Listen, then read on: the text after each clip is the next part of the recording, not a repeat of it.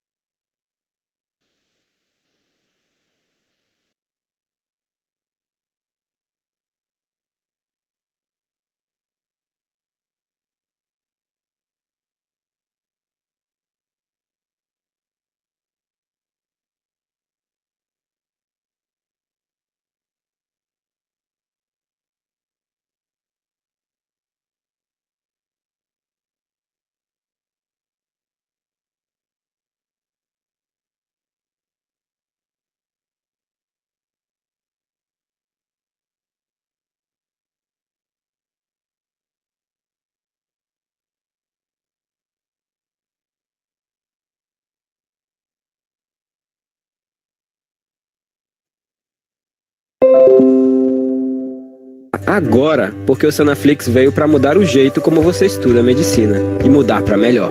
Primeiro, você pode confiar na gente. Nós somos o maior projeto de educação médica do Brasil. E não é só porque temos estudantes em todos os estados brasileiros e em 10 países no mundo.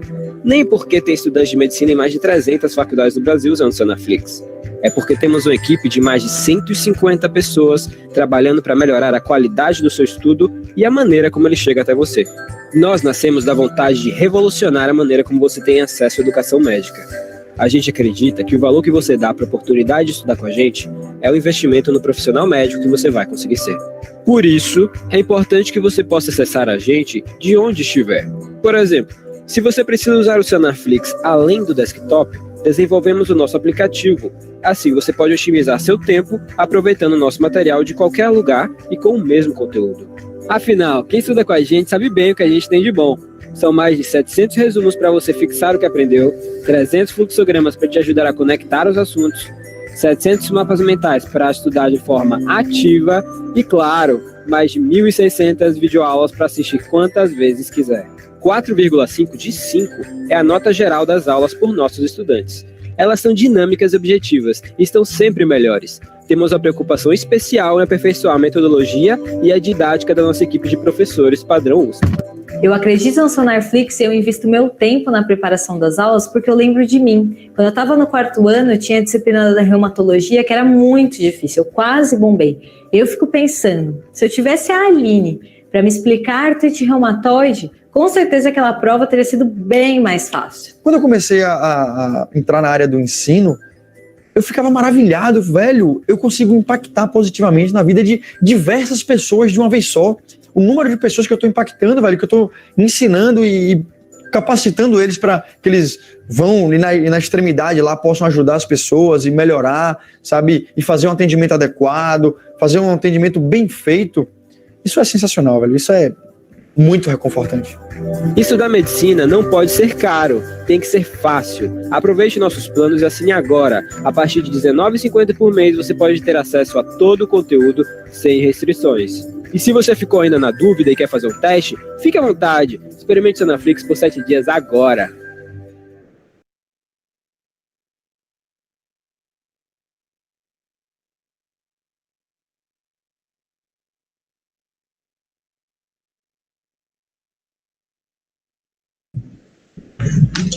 No final da nossa palestra, a Sanaflix vai sortear, nós vamos sortear 3 assinaturas da Sanaflix para os participantes.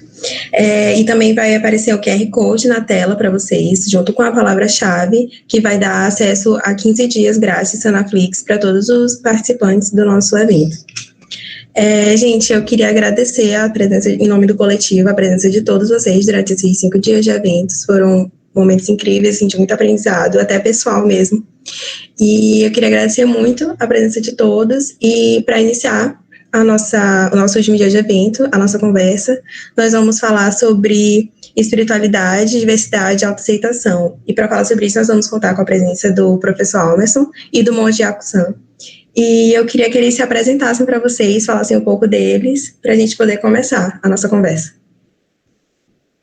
Quer começar, professor Almerson?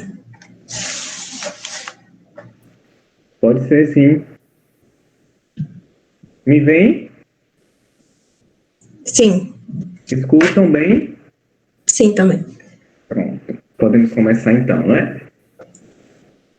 Então, gente, primeiramente, agô, né? Agô, licença aos meus orixás, à minha ancestralidade, aos meus mais velhos, né? Boa noite a todos e todas. Meu nome é Almerson Cerqueira Passos, sou psicólogo, escritor e professor. Atualmente estou pesquisando a experiência escolar a partir da perspectiva de gênero, sexualidade e masculinidades negras, né? Pedi o agradecimento à Ana pelo convite também de participar, um tema caro, né? Um tema importante do ponto de vista afetivo e político, principalmente nesse mês que se inicia, né, do Setembro Amarelo, que, querendo ou não, acaba dialogando com a perspectiva de prevenção ao suicídio. Temos aí vários índices, né, que nomeiam a nossa estrutura, a estrutura social do país, e que, de alguma forma, quando a gente pensa em diversidade, espiritualidade e autoaceitação, não tem como a gente não pensar sobre todos esses atravessamentos. Então, eu gostaria de dizer que estou muito grato, muito feliz por estar com todos vocês. Espero, de alguma forma, contribuir, né, de um pouco dentro desse meu conhecimento, dessa minha trajetória enquanto homem negro, né, gay e candomblessista. Beijos! Muito obrigada, professor. A gente está muito agradecido à presença de vocês aqui. Eu sei que vocês são muito atarefados e assim vocês terem reservado um tempinho para poder conversar com a gente sobre isso é muito, muito importante. Muito obrigada. Você quer falar, professor? Professor Monte? Olá, gente. Boa noite. Uma alegria estar com vocês da UFMA. Agradeço até a paciência e a disponibilidade. Eu tive um imprevisto, era para ter estado mais cedo com vocês e não consegui, exatamente porque tive um problema de agenda, porque tinha aula sobreposta, tinha reunião de gerenciamento de crise, de pandemia, né? Eu sou de um comitê aqui em Porto Alegre. Então, para quem não me conhece, eu sou o monge Yaku-san, eu sou monge zen budista. De formação, eu sou médico de família e comunidade, professor aqui do Rio Grande do Sul, em Porto Alegre, da Escola de Medicina da PUC e da Federal de Ciências da Saúde de Porto Alegre, aqui na Santa Casa. E coordeno, trabalho exatamente com essas relações entre espiritualidade e a própria sexualidade, né? Parece uma coisa engraçada, a gente às vezes acaba jogando em polos opostos, mas na verdade tudo isso são dimensões da própria natureza humana. Então, por isso que, inclusive, a gente faz esses links, né? Além disso, eu trabalho e convivo com outros monges e leigos e leigas do que a gente chama de Rainbow Sangha, que é uma Sangha é comunidade em sânscrito, e é um coletivo de budistas das mais diversas escolas. Eu sou da escola Zen, né? Eu sou aluno direto da monja Koen, e a gente lá discute exatamente os aspectos que envolvem a população LGBTQIA+, no tocante ao próprio exercício dessas pessoas na espiritualidade, né? O budismo é uma religião que ele não segrega, mas aí a gente exatamente traz essa pauta muito forte nessa comunidade, porque ainda assim, apesar de o budismo aparentemente ser uma religião inclusiva, tem o reflexo da sociedade que a gente sabe que é machista, que é misógino. Então, é uma alegria desde já, então, poder falar um pouquinho com vocês. Muito obrigada. Para a gente começar a nossa roda de conversa, eu pedi para que os convidados preparassem uma fala para a gente de 30, 40 minutos, falando exatamente sobre isso, né? A espiritualidade deles, a vivência deles dentro da religião e como eles enxergam essa aceitação e esse acolhimento da comunidade LGBT. Você quer começar, monge? Posso começar, não tem problema, vai ser uma alegria, então. Eu só estou com um problema com o áudio, eu não estava ouvindo muito bem o professor Almerson, não estava conseguindo ouvi-lo, tá? Não sei se é uma coisa minha aqui, porque eu te ouço bem, viu? Eu vou ver com ele se ele está com algum problema. Tá bem. Eu não consegui ouvir de jeito nenhum. Eu vi que o microfone estava aberto, mas eu não ouvia. Enfim, gente, então a gente vai fazer essa conversa. Eu até, às vezes, trago apresentações formais, mas eu estou vindo aqui talvez mais no papel de monge. E como monge, a gente acaba não usando apresentações formais, como se usa em aula, PowerPoints, enfim, os materiais que vocês conhecem, né? Mas é importante, antes de mais nada, a gente fazer algumas reflexões no que se refere à sexualidade humana, né? Então, como eu falei para vocês, eu sou, né, monge zen budista da escola Soto, onde o foco central é uma técnica de meditação chamada Zazen. A gente no budismo até evita usar o termo meditação, porque quando a gente medita sobre algo, né? A gente pensa sobre algo. E no Zazen, na verdade, o nosso foco é a própria mente. Então a gente começa a entender alguns elementos da própria mente, né? Como é que funciona a mente humana, qual é a minha relação enquanto ser humano com esse mundo. E aí vocês perguntam, tá, mas o que o monge entende, fala, uma pessoa que é religiosa, fala sobre a sexualidade? É que no budismo tem algumas características que são um pouco diferentes, digamos, das religiões mais ocidentais. Antes de mais nada, monges casam, por exemplo, e monges têm, de algumas escolas, eles têm vida sexual ativa. E até porque, para nós, né, a gente fala que sexualidade é uma energia muito forte do ser humano, né? É uma das dimensões muito importantes do ser humano e muito presentes, muito fortes, que a gente sabe, né? E são dimensões que, como a gente fala, né, como qualquer dimensão na vida, se toma uma dimensão maior do que o usual, pode acabar ocorrendo problemas. Só que no budismo, a gente também não fecha os olhos para o sofrimento do mundo, né? A gente está no país que, afinal de contas, mais mata pessoas trans no mundo, um dos que mais mata pessoas LGBT no mundo, né? A reverenda Alexa estaria comigo, e a reverenda Alexa tem a grata alegria de conhecê-la, exatamente do coletivo que eu convivo, que é essa Rainbow Sangha, que eu falei na apresentação para vocês, e aí a gente exatamente faz essas reflexões, né, do país que mais mata pessoas trans no mundo, onde mais da metade das mortes do mundo acontecem no Brasil. Então, o que acontece com o Brasil que o torna um país que aparentemente é de pessoas boa praça, samba, cerveja, né? Era uma imagem que se tinha, que o mundo tinha do Brasil, de repente se tornou um país tão intolerante, digamos assim. É importante pensar que quando a gente está falando da sexualidade enquanto dimensão humana, a gente tem que ir muito além, porque quando a gente fala em gênero e sexo, às vezes a gente resume a prática sexual, né? Quando a gente pensa assim, vou ter aula de sexualidade na faculdade, acaba às vezes se focando na prática sexual, na anatomia, né? Anatomia, afinal de contas, é uma das primeiras disciplinas que a qualquer curso da saúde tem na graduação, né? Eu dou aula de medicina, a gente sabe que anatomia a gente tem ao longo do primeiro ano. E aí a gente associa muito a sexualidade ao sexo biológico. E associa, às vezes, no segundo momento, às práticas sexuais, porque, afinal de contas, nós estudamos uma coisa chamada infecção sexualmente transmissível.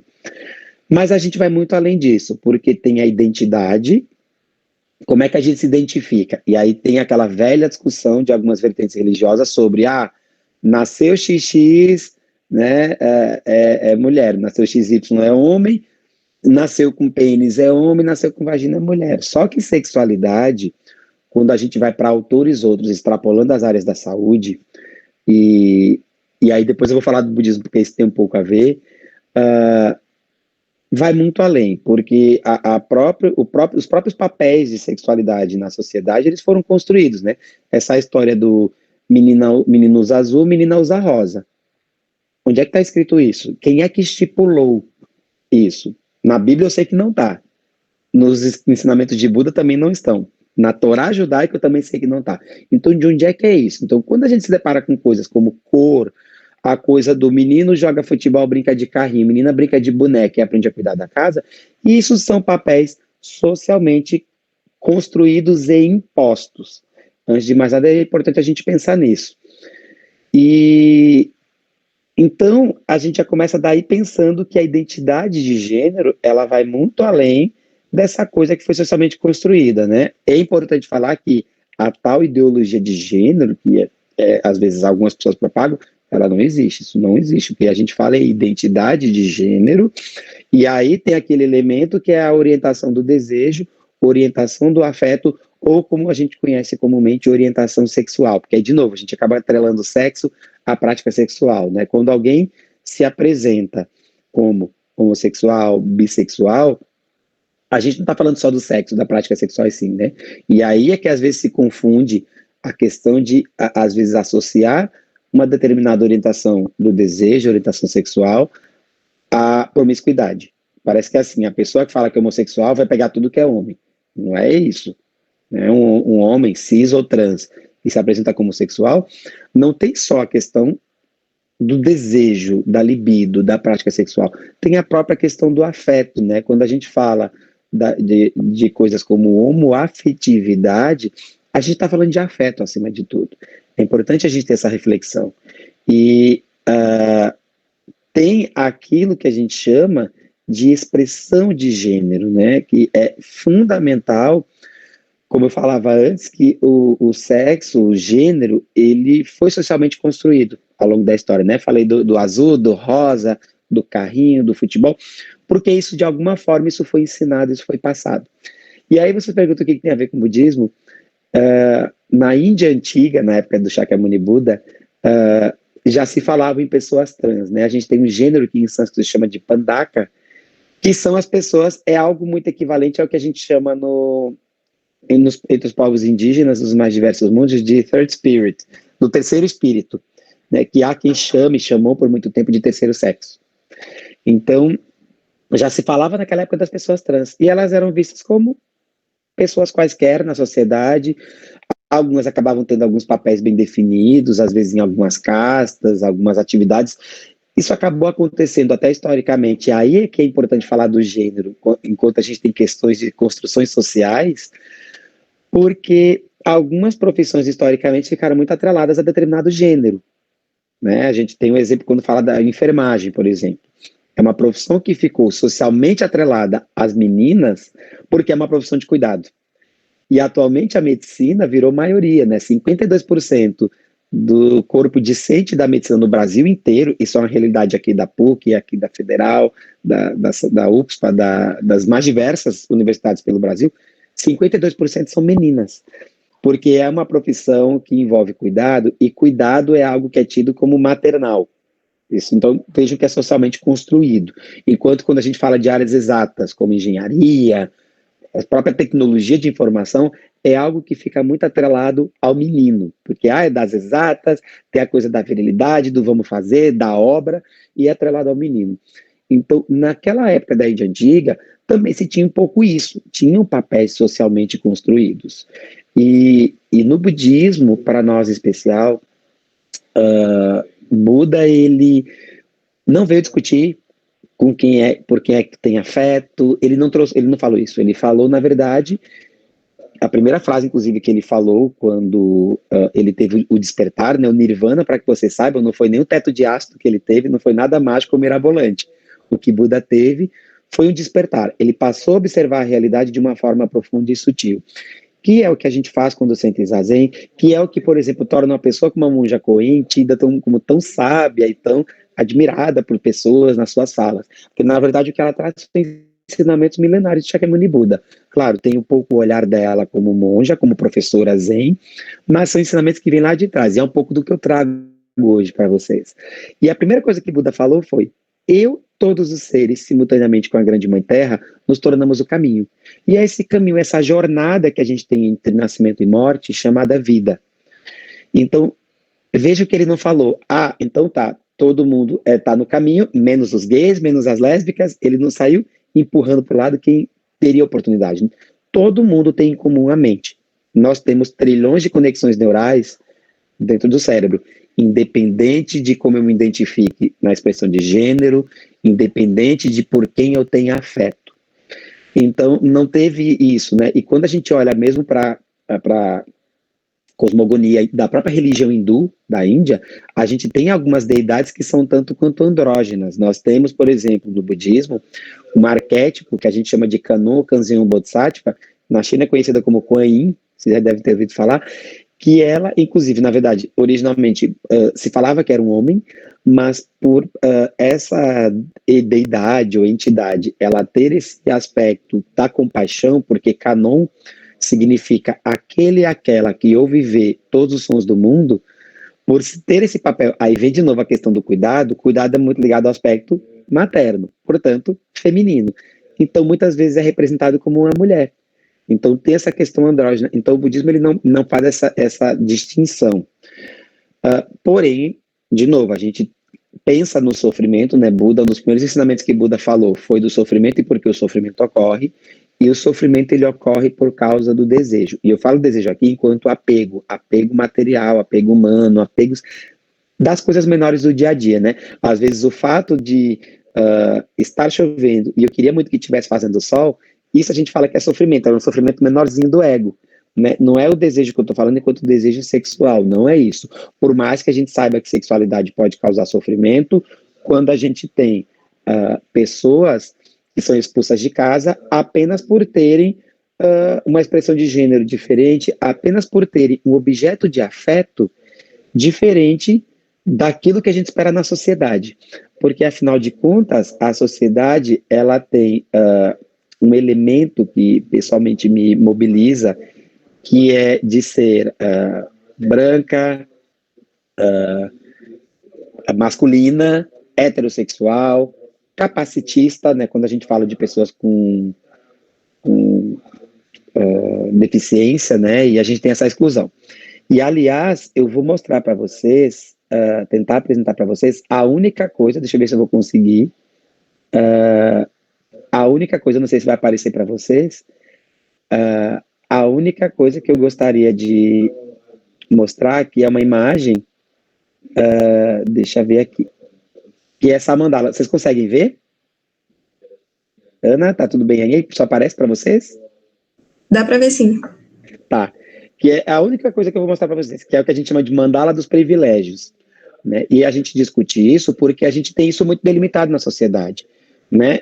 Existe a Kimberly Crenshaw, que é uma advogada nos Estados Unidos, ela desenhou o que a gente chama de teoria da interseccionalidade, porque nós temos recortes sociais, né? Nós temos gênero, nós temos expressão de gênero, nós temos essa questão de orientação afetiva, orientação sexual, e nós temos aí questões na sociedade. Então, quando a gente pensa, por exemplo, numa mulher latina, preta, que seja praticante de religião de matriz africana, mulher trans, com deficiência, a gente tem aí riscos de múltiplas opressões. Porque a sociedade, a gente for abrir os olhos, a gente vai ver que existe essa construção histórica, né? Quando se fala do patriarcado, não é ódio ao homem, né? A gente sempre fala, não confundam a discussão do feminismo com a misandria, com ódio ao homem, não é isso. O que se discute é que a gente sabe que sim, em alguns papéis, a mulher é relegada a segundo plano, tem uma expectativa social acerca da mulher, por exemplo, uma mulher que fala hoje em dia que não quer ter filho, algumas vezes é tido como um crime. E, na verdade, ela está apenas colocando o seu desejo, afinal de contas, é a vida dela. A gente sempre fala na medicina e a gente fala na espiritualidade que nós somos experts em nós mesmos, né? Como eu falei para vocês, nós temos trilhões de conexões neurais na mente, isso era dito desde a Índia Antiga, desde Buda, e a gente, obviamente, estuda isso nas neurociências. E é importantíssimo a gente também levar em conta que nós somos um conjunto de causas e condições, tanto genéticas, como de criações, como de desafios, percalços, traumas, medos que tivemos que lidar ao longo da vida, como dos aprendizados também. E só para vocês entenderem, tem uma coisa, um dado que eu gosto muito de falar, que isso eu aprendi com o pessoal da comunicação social, do pessoal do jornalismo, nós, ao longo de 24 horas, somos capazes de absorver até 1 trilhão de informações ao longo do dia. É uma postagem, é um meme, é uma figura, é uma notícia que eu vi na TV. Então, a gente absorve essas múltiplas informações. E, obviamente, a gente acaba também tendo, de certa forma, uma mescla daquilo que socialmente me foi ensinado. Então, quando a gente tenta falar de espiritualidade e autoaceitação, primeira coisa, como eu disse, eu sou expert em mim mesmo. Então, como Caetano Veloso já cantava, né? Cada um sabe a dor é delícia de ser o que é. E é literalmente isso. Se eu sou uma mulher preta, trans, lésbica, que seja, ou bissexual, e tem uma deficiência, sou surda, ela é como qualquer ser humano, ela tem um recorte, vários recortes sociais, e ela não teria por que sofrer opressão, porque uma coisa que a gente fala no budismo, né, de novo, que eu e todos os seres estamos no caminho, e é esse caminho do despertar, é esse caminho da aceitação de si mesmo, de si mesma, e aceitação do mundo. Então, a gente não tem por que excluir, segregar. A questão que, às vezes, socialmente é ensinado, né? Especialmente aí, vocês olhando aí a mandala dos privilégios, é a questão de um homem branco, hétero, sem deficiências, que tenha inglês como língua nativa, né? A questão do eurocentrismo, que a gente discute muito, inclusive. Esse homem, obviamente, a gente sabe que ele vai ter acesso a N privilégios, né? E a gente fala, trazendo para a nossa realidade Brasil, a gente sabe que um homem cis, branco, ele tem privilégios. Quando a gente fala do lugar de que, se ele estiver na rua à noite, talvez a polícia até pare ele, mas se ele exatamente for branco e bem vestido, entre aspas, existe uma chance menor de ele ser agredido antes de ser questionado qualquer coisa, do que quando a gente pensa um homem preto, né? Que inclusive quando a população preta fala do genocídio da população preta, é em cima disso, né? É a população que a gente sabe que é vulnerabilizada, né? É uma coisa que inclusive eu dou aula na graduação, falo isso no budismo. Vou voltar aqui para nós, vou parar a apresentação para reaparecer, porque eu só queria mostrar aquela mandala para que vocês tivessem uma noção desses privilégios. Eu não gosto muito do termo populações vulneráveis, né, que às vezes alguns professores usam em sala de aula. O que na verdade aconteceu com o povo preto, o que acontece com o povo LGBT, essas pessoas são vulnerabilizadas historicamente. O povo preto foi escravizado, ocorreu a diáspora africana, eles foram tirados do seu local de nascimento, onde eles exerciam sua cultura, e foram jogados para outros países para serem escravizados. Então essas pessoas são vulnerabilizadas, né? Quando a gente fala que o Brasil mata muito a população LGBT, a gente está falando desse lugar, que a população LGBT ela é vítima, ela sofre e é vulnerabilizada historicamente, né? Inclusive nas questões que envolvem representação social, né? Eu estou torcendo muito que a reverenda Alexa venha, porque ela vai poder falar do lugar dela de mulher trans, né? Eu não tenho esse lugar de fala, mas a reverenda Alexa vai poder falar disso, né? Onde a gente sabe que no Brasil a expectativa de vida de uma mulher trans é de apenas 35 anos, onde a gente sabe que a chance de uma mulher trans ser assassinada, violentada, é de 7 a 8 vezes o da população geral, incluindo mulheres cis. E a gente sabe que mulher cis também, obviamente, por ser mulher, por si só, ela também é vulnerabilizada. E essa é uma discussão que, inclusive, a gente faz no budismo, porque o budismo, por mais que ele se diga não machista, ele ainda é uma religião muito masculina, onde, na sua própria ordem, da Soto Zen, onde mosteiros femininos foram reconhecidos há poucas décadas, no Japão, né? Onde hoje a gente tem a sorte da principal figura do budismo ser uma mulher, que é a Monja Coen, que vem e fala, mas nem sempre foi assim. Ela passou por muitos percalços, enquanto inclusive gestora, enquanto liderança religiosa. Ela conta isso como ninguém. E obviamente a própria reverenda Alexa tem uma jornada aí para contar, porque por muito tempo a população trans ela era vista onde? Se prostituindo, era vista na prostituição, porque era o único lugar dado para elas na sociedade. Então é desse lugar que a gente fala, e aí vocês perguntam, tá, mas o que isso tem a ver com a espiritualidade? Tudo a ver. Quando eu pego a espiritualidade, gente, enquanto conceito acadêmico, o conceito acadêmico de espiritualidade ele é simplesmente a busca por respostas por aquilo que é transcendente ao eu. Ou seja, quando eu me faço perguntas como quem sou eu, de onde eu vim, para onde eu vou, por que eu estou aqui, isso é exercício da espiritualidade. Eu posso atrelar ou não a uma religião.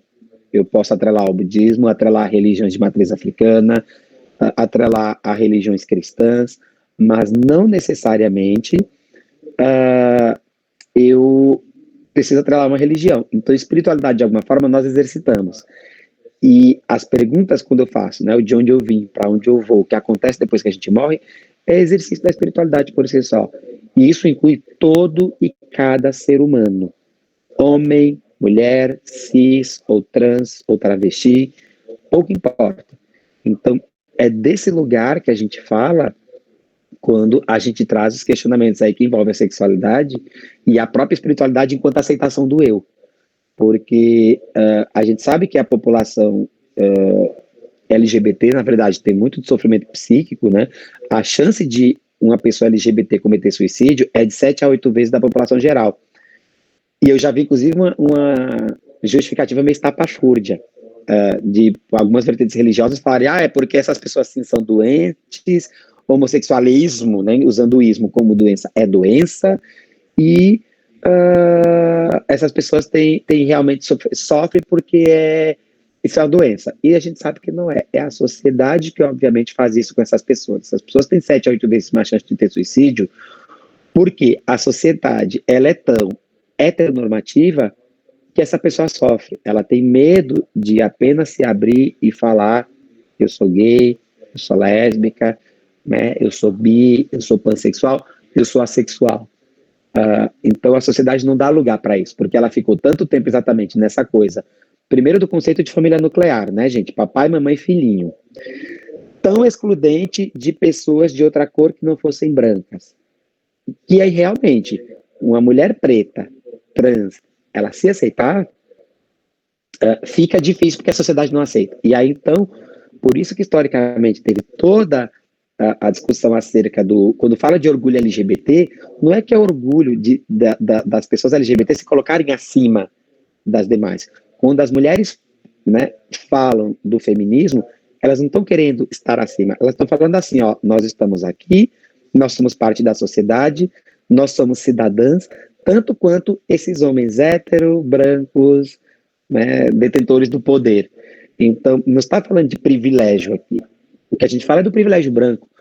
Existe sim esse privilégio branco quando exatamente a chance de um policial agredir uma pessoa branca na rua à noite vai ser muito menor em relação à pessoa preta, onde às vezes a pessoa preta apanha, e vocês devem ter visto aí, quando a gente fala do George Floyd, que morreu asfixiado falando que não podia respirar, aquela imagem é muito emblemática de uma sociedade que precisa se repensar. É desse lugar que a gente tem que falar. E aí, gente, eu trago dados e números para vocês exatamente porque existem todas essas evidências de que uma pessoa preta tem mais risco de sofrimento psíquico, de que uma pessoa LGBT tem mais risco de sofrimento psíquico. E é desse lugar que a gente tem que se repensar enquanto futuros profissionais, provedores de cuidado, enquanto profissionais da saúde. É desse lugar que a gente tem que falar.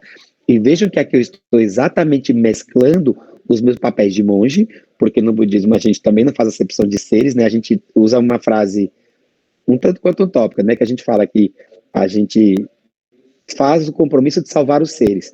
E salvar os seres não é salvar do inferno, não é salvar, não é pregar nada para que eles sejam budistas, inclusive. A gente fala de salvar os seres do sofrimento. É desse lugar que a gente fala. Tanto que no budismo a gente usa dois conceitos que são sabedoria e compaixão. E o conceito de compaixão as pessoas confundem. As pessoas acham que, ai, coitadinho, coitadinha, vou lá dar uma ajudinha. Não é isso. Compaixão é o conceito racional e o conceito acadêmico, inclusive de compaixão. Eu tenho certeza que tem pessoas da psicologia aqui, imagino eu. O conceito acadêmico é reduzir e minimizar o sofrimento do outro. Então, eu minimizo o sofrimento do outro fazendo um movimento. Inclusive com outro conceito que a gente usa no budismo, que é sabedoria. O conceito de sabedoria ele é um tanto quanto intuitivo, mas conceitualmente sabedoria é a capacidade de dar respostas adequadas a qualquer coisa no mundo. Então, quando eu exerço a compaixão através da sabedoria. Então, eu consigo minimizar sofrimento dando resposta adequada. Se eu sou, por exemplo, neopentecostal, evangélico, eu tenho algumas questões pessoais acerca da minha crença e alguns senões acerca das pessoas LGBT.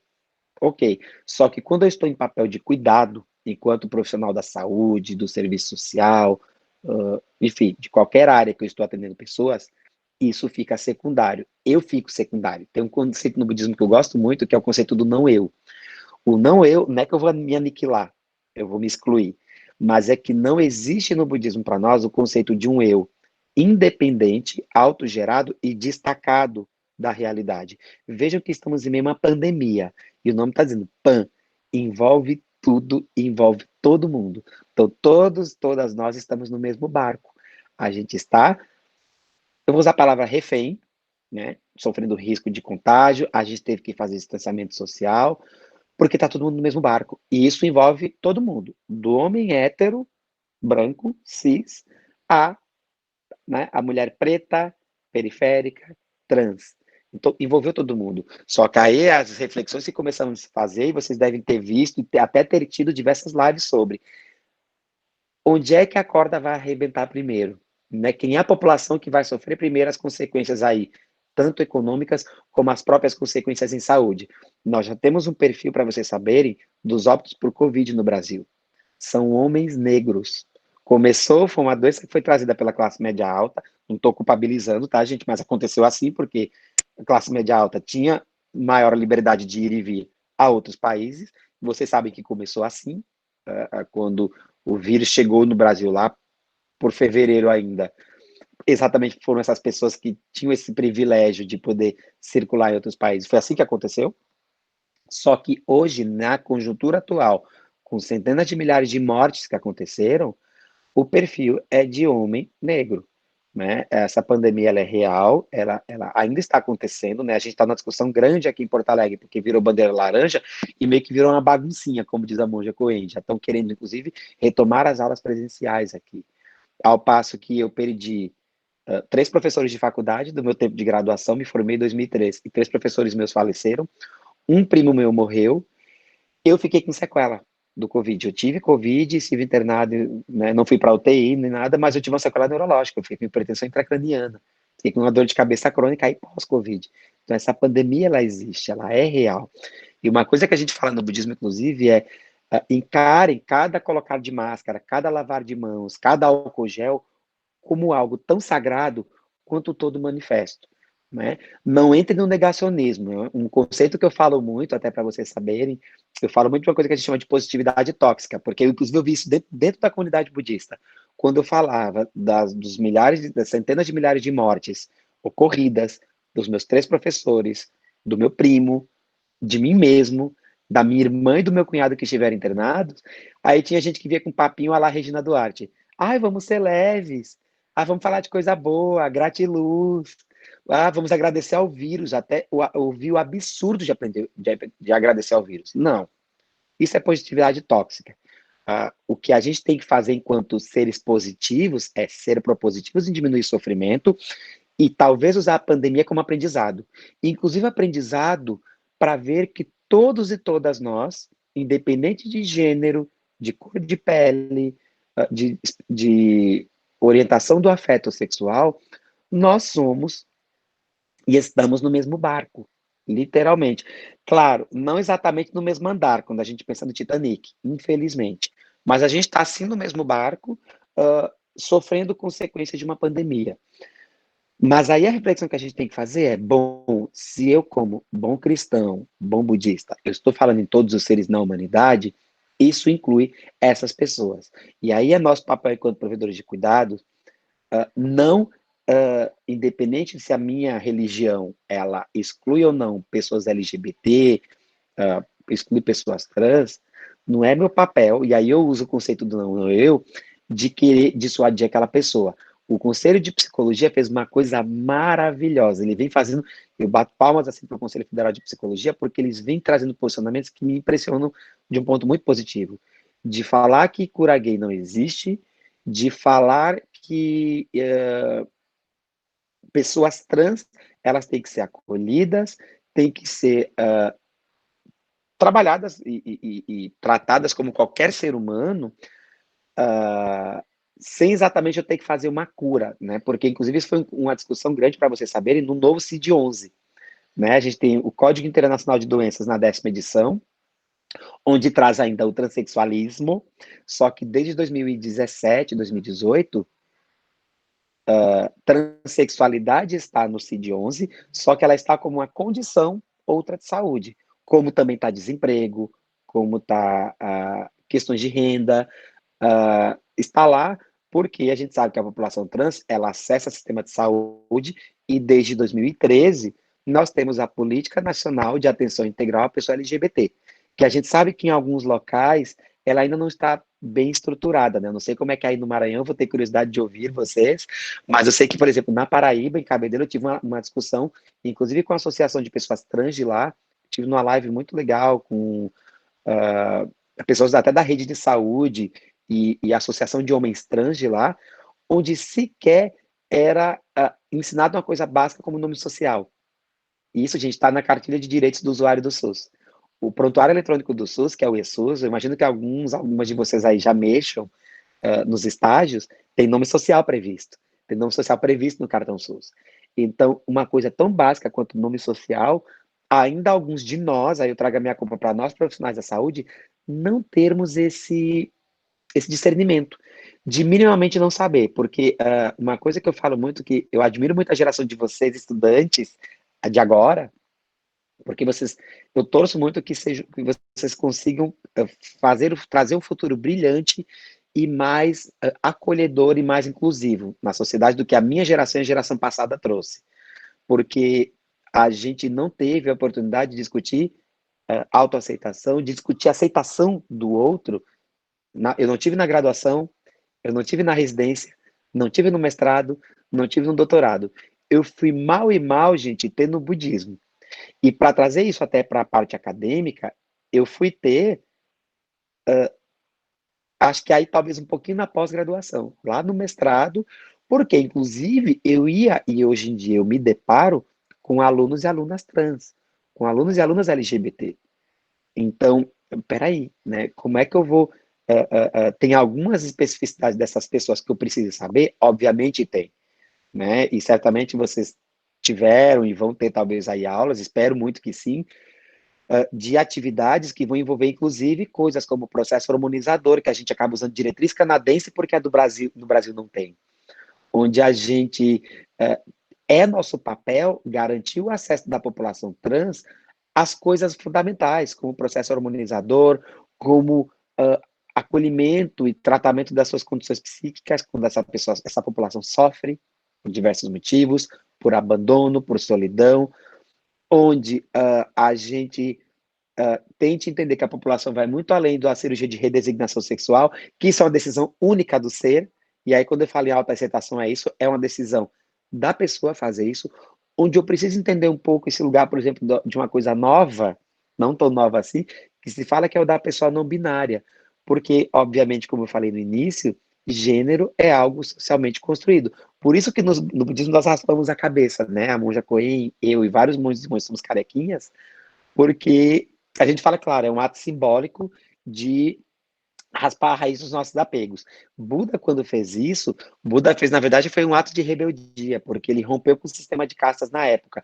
Foi um pouco do que Jesus de Nazaré fez, quando, enfim, conversou com as prostitutas da época, quando ele foi falar com a população marginalizada, que ele acolheu. Aí, e apenas ele falava, vai, não peques mais. Ele não entrava na culpabilização. Ele não jogou pedra em Maria Madalena, ele não jogou pedra na mulher adúltera, muito pelo contrário.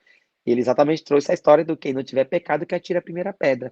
E a nossa sociedade, o que mais vem fazendo ultimamente são atirar as primeiras pedras.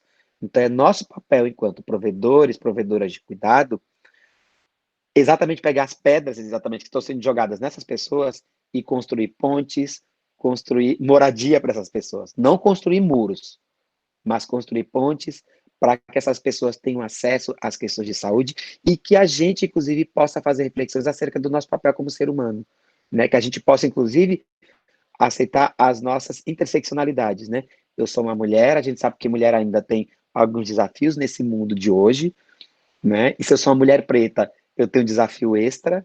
Se eu sou uma mulher preta de religião de matriz africana, mais ainda, e que a gente possa olhar dos nossos lugares de privilégios, né? Eu, enquanto um homem branco, possa, enfim, e aí usar o meu papel de budista, de monge zen, para estender a mão e falar que, bom, todo e cada ser humano, todos e todas, têm direito a existir, apenas a existir.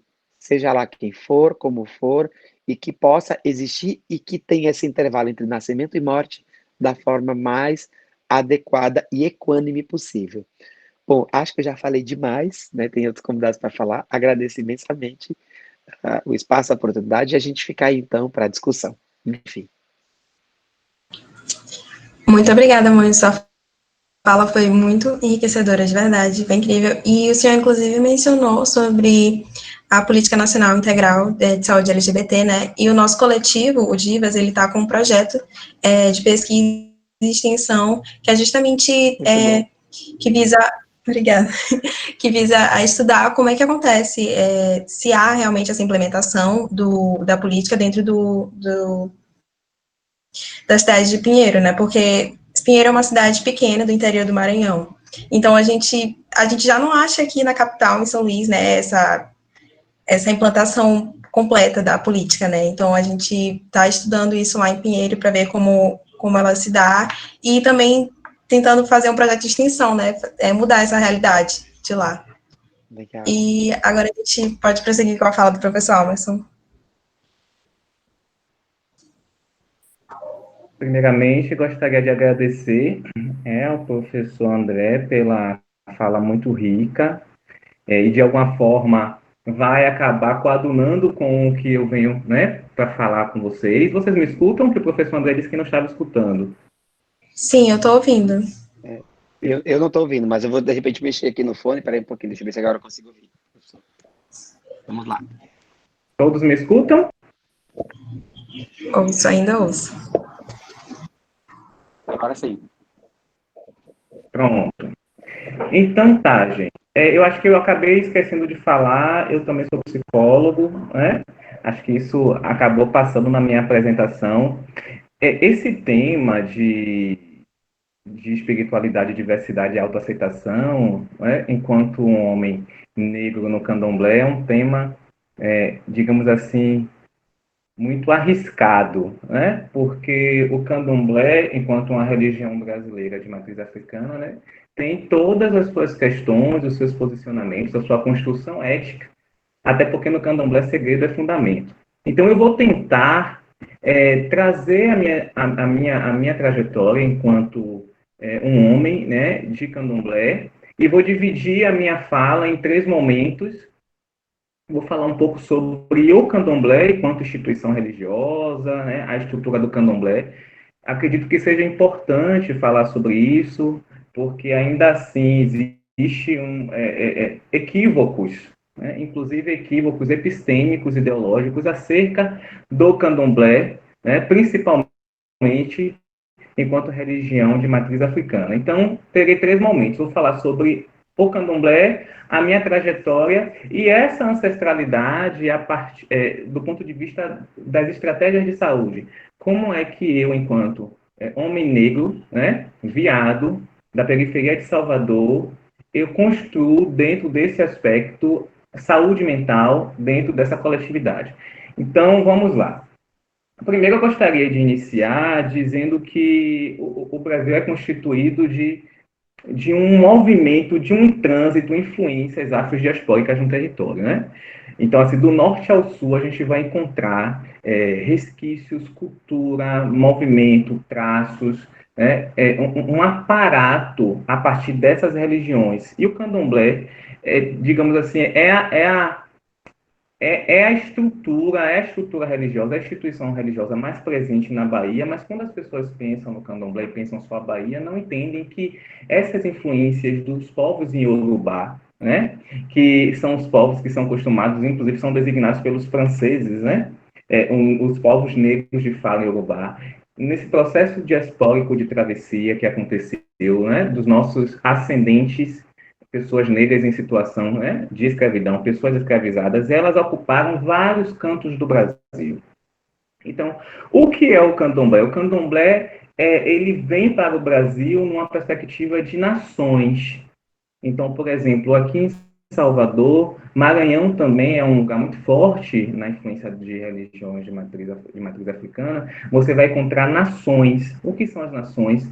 São as diferentes estruturas que está contida no candomblé. Então, você vai ver Queto, você vai ter Nagô, você vai ter Ijexá, você vai ter Goê, enfim. Então, por que isso? Porque em África,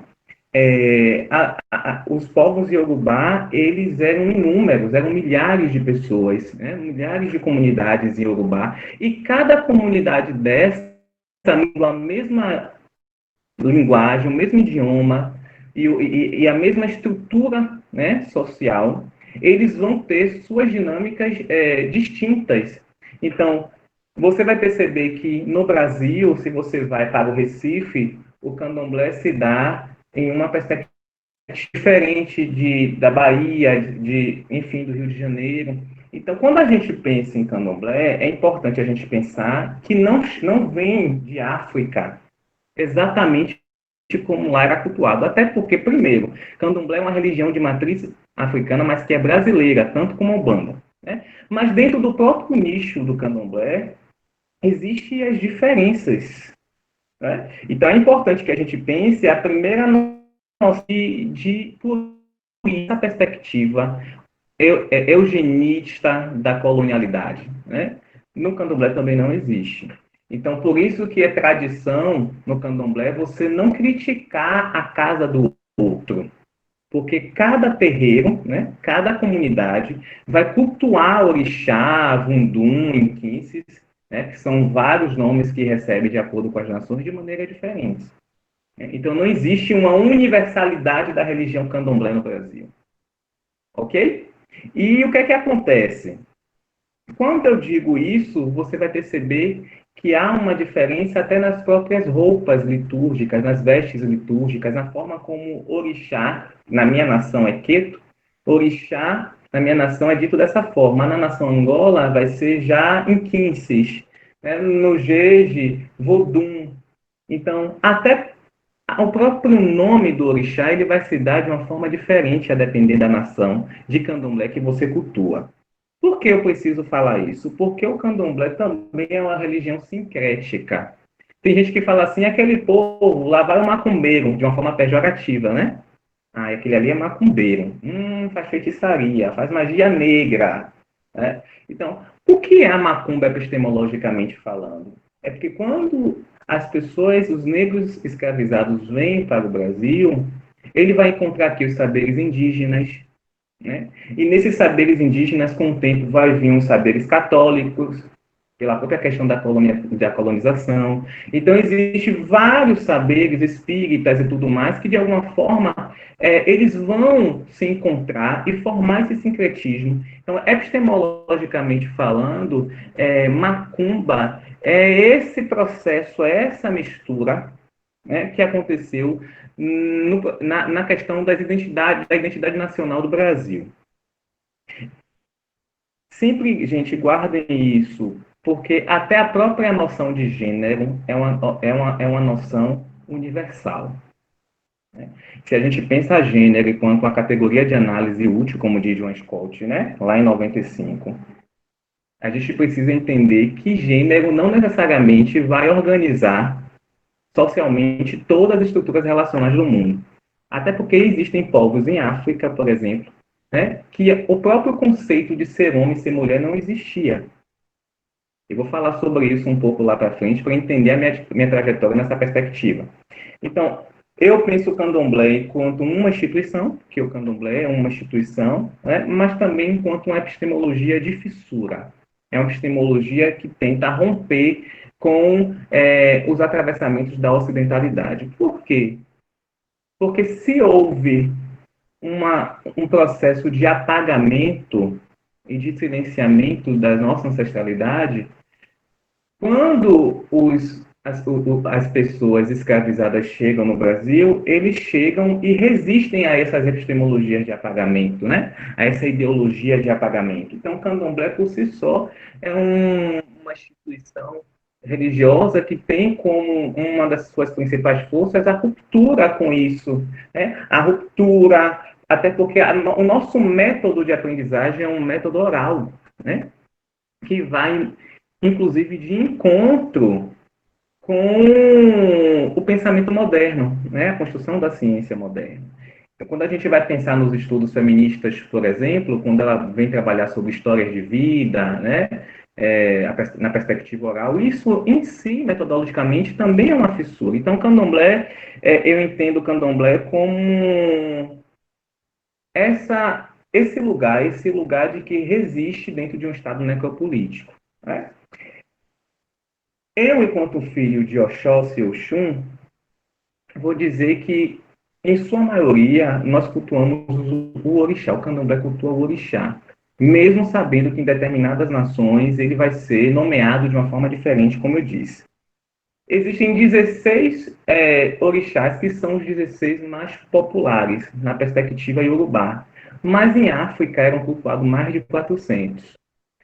Nessa perspectiva, há aí um processo histórico, uma historicização, porque, né, apenas esses orixás, essas divindades, elas são cultuadas, e aí só para um outro momento, para não me prolongar. Mas o que eu gostaria de falar sobre esses orixás é que são divindades da mitologia africana e não são santos, né? Porque existe um discurso, uma narrativa produzida que fala assim, olha, ele é do santo. Qual é seu santo? Né? Para falar do seu orixá. Aqui na Bahia tem muito isso. Você é de que povo de santo? Você é de que terreiro? Então, essa palavra santo, olhe como há uma mistura, né? Com sincretismo. Porque, na verdade, é orixá, né? Mas o povo utiliza santo. E é importante ter cuidado com essa nomenclatura, porque santo vem de um outro lugar, né? Os santos católicos, esse processo, né, católico de entender o santo em um patamar de divindade, né? Então, o candomblé, o orixá, ele é uma divindade, mas ele tem arquétipos e sentimentos passionais como os seres humanos. Orixá não é santo. Orixá não tem essa perspectiva de ser perfeito, né? Uma bondade perfeita. Essa perspectiva de pensar é fundamental para a gente entender como é que se dá essa epistemologia de terreiro. Ok? Então, eu trouxe mais uma perspectiva inicial de pensar o candomblé e agora eu vou partir para a minha trajetória, né? Eu acho que vocês vão entender melhor em relação a isso. Na verdade, eu sou um homem de 33 anos, mas eu inicio minha jornada no candomblé aos 9. Ok? Minha Ialorixá, minha mãe de santo, é Maria Luísa, que também é minha avó. Então, percebam que existe aí já uma influência dentro da própria família, né? A minha família, por parte de mãe, muitos vivenciam candomblé. Então, como minha mãe, de alguma forma, vivenciava naquela época, né, minhas tias, eu entrei, né, para o candomblé com 9 anos. Óbvio que naquela época não existia consciência do que era o candomblé, né? Por isso que o abianato, ou seja, o que é o abian, é aquela pessoa que está vivenciando o candomblé, mas ainda não tem nenhum processo iniciático no candomblé, né? Ele não fez nenhum bori, ele não fez nenhum processo ritualístico que desse a ele a responsabilidade sobre aquela religião. Não estou dizendo que a Bia não tenha responsabilidade, mas ele não tem essa obrigação. Então, o que é o abianato? É justamente este período que você vivencia o candomblé para você ter uma noção se você quer continuar ou você não quer continuar. Então, aos 9 anos, eu iniciei a minha incursão, né, no candomblé, mas eu era uma criança preta viada. Então, eu venho de uma mãe negra, de um pai lido enquanto branco, que não cultua o candomblé, né? Então, o candomblé vem muito da minha família, por parte de mãe, e eu entro no candomblé já com esse estigma de criança viada, porque eu sempre performei uma feminilidade, sempre fui uma criança que gostava de fechar, de dançar, bater palma, enfim. Então eu tinha uma identidade de gênero dissidente, né? Por que eu faço essa construção, primeiramente? Porque existe uma narrativa social construída de que candomblé é uma religião de viado. Independente da orientação sexual, quando um homem diz à sociedade que ele é do candomblé, ele terá, a princípio, a sua sexualidade questionada, a sua orientação sexual. Né? Por quê? Primeiro, porque o candomblé é uma religião matrilinear, né? Talvez seja no Brasil um dos primeiros espaços em que a mulher conseguia acessar o poder, né? Existe toda uma historicização a partir disso. Então, toda vez que você fala com alguém que é do candomblé, ou quando as pessoas reproduzem uma narrativa acerca de pessoas que frequentam o candomblé, as pessoas vão dizer assim, o candomblé não tem preconceito nenhum, porque tem muito viado, tem muito homossexual no candomblé. Né? Não sei se vocês já perceberam esse discurso, mas aqui na Bahia tem muito esse discurso. Ok? Então, isso também é uma estratégia da colonialidade, porque é uma estratégia de silenciar aquela matriz, de silenciar aquela estrutura, porque quando as pessoas dizem que candomblé é uma religião de viado, existe aí um discurso muito pejorativo acerca desses corpos.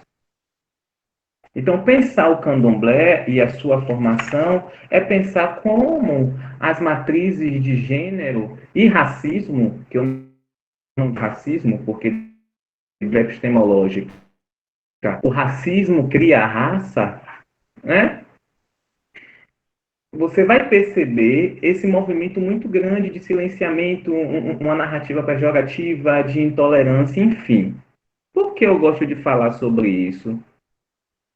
Porque, como eu disse, a prática, né, de cultos e a divindades como orixás na África não aconteceu como acontece no Brasil, gente. O candomblé, ele não é uma religião de matriz africana pura. Por que eu digo isso? Porque nós somos descendentes desses povos, mas também somos um corpo cultural moldado pela ocidentalidade, né? Pelos atravessamentos do colonialismo e da colonialidade do ser e do saber. Então, possivelmente, no terreiro, você vai encontrar, sim, preconceito, vai encontrar homofobia, vai encontrar LGBTfobia, racismo, tá? Com isso, eu não quero dizer que é o candomblé em si a religião que reproduz isso, mas são as pessoas que cultuam a religião. Né? Nós não somos seres aculturais, então nós somos atravessados por um sistema, né, que permite, desde o início, no próprio núcleo familiar, uma reprodução de opressão, e aí você vai também para o meio educacional. Nós temos um currículo, uma matriz curricular, que dentro do próprio currículo oculto dissemina um discurso de ódio o tempo todo. Né? Hoje a gente escuta bullying, mas a violência sempre existiu, inclusive eu tenho até um artigo que fala sobre isso, até que ponto é bullying ou é racismo, por exemplo. Né? Então, o que é que acontece? Eu, depois de me iniciar nesse processo, e aí foi chegando a adolescência e a juventude, eu sofri bastante. Muito. Muito, porque, primeiro, uma das maiores invenções coloniais existentes no Brasil é o gênero. Homem e mulher é uma invenção social produzida pela colonialidade. Né? Então, quando se produz aquele corpo e se diz que aquele corpo é uma mulher, a partir de um sexo biológico, que também não é tão biológico assim, se a gente for ler Butler, né? Ela vai dizer que o sexo também é uma construção cultural. Aquele corpo que detém uma vagina e aquele corpo que detém um pênis, eles vão ser moldados por uma tecnologia discursiva, como dizia Foucault, né?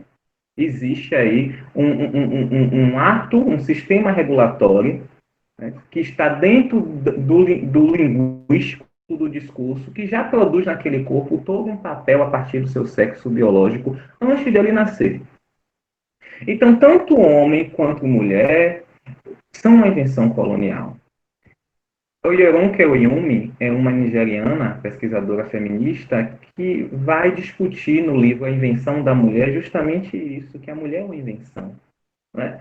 Ela vai trazer essa perspectiva de pensar que gênero, a gente valoriza muito essa categoria gênero, mas a gente precisa ter muito cuidado quando hierarquiza e coloca o gênero num lugar de privilégio que não necessariamente deveria ter. E aí eu aconselho que vocês leiam Rita Segato, Oyeronke Oyumi, enfim, né? Pesquisadoras que trabalham e tensionam essa categoria de gênero. Por que eu estou falando sobre isso? Porque no candomblé você também vai encontrar isso. E eu encontrei. Né? Por que eu encontrei? Porque as narrativas eram constantes. Quais eram as narrativas? E aí, tá namorando? Tá com alguém? Já perdeu a virgindade? Tá na hora. Então, esses discursos, né, que funcionam como uma perícia sobre os nossos corpos, né, porque nós somos constantemente vigiados por uma estrutura, é como se fosse um panóptico, como anuncia Foucault, né? Em todo momento você não foge, né, aos atravessamentos do sistema, isso também acontece no candomblé. Porque o candomblé é uma religião atravessada pelo processo colonial. Então, quando você ouve dizer que Oxum é uma deusa, né, uma divindade narcisista, que usa o espelho para ficar se vendo, porque ela é dotada de beleza, dotada de vaidade, usa muito ouro, isso é uma construção também colonial, porque Oxum não é apenas isso. Né? Quem disse que Oxum é mulher? Quem disse que Oxóssi é homem? Então, até a própria noção de Itã, que são histórias construídas a partir dos orixás enquanto personagens, são histórias que não podem ser desmentidas, mas tem aí um atravessamento já da ocidentalidade, porque esses orixás eles são sexualizados.